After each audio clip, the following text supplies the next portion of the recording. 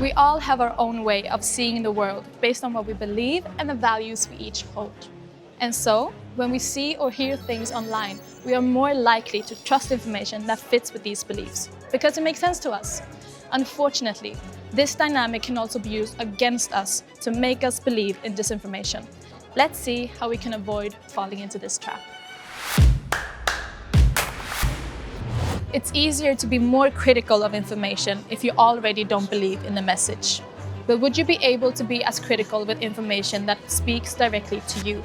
Because it taps into your values or concerns.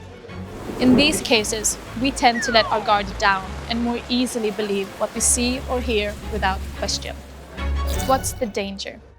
Disinformation spreaders know that the chances of manipulating us are much higher if they serve us content that already fits in with our beliefs and exploits our concerns. With modern technologies such as artificial intelligence, it has become easy and cheap to create and manipulate content with the same message but in different ways, appealing to different audiences. These products can then be targeted at specific groups in our societies based on information and data that has been collected about us. Delphine, could you explain it further? Of course. Imagine you're a passionate bird watcher. You love birds and you worry a lot about wild birds and their living conditions.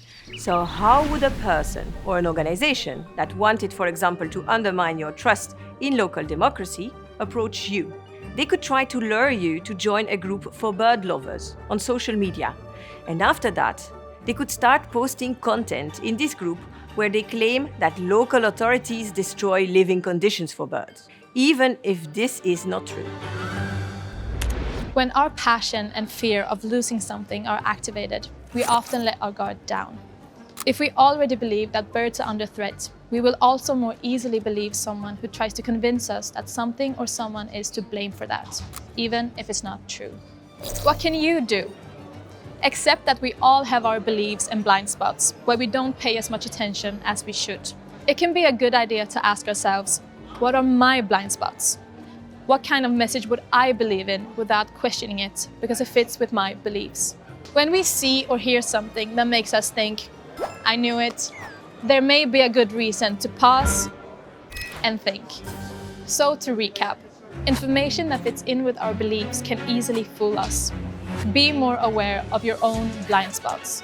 Pause and double-check information that confirms your beliefs before you press like or share.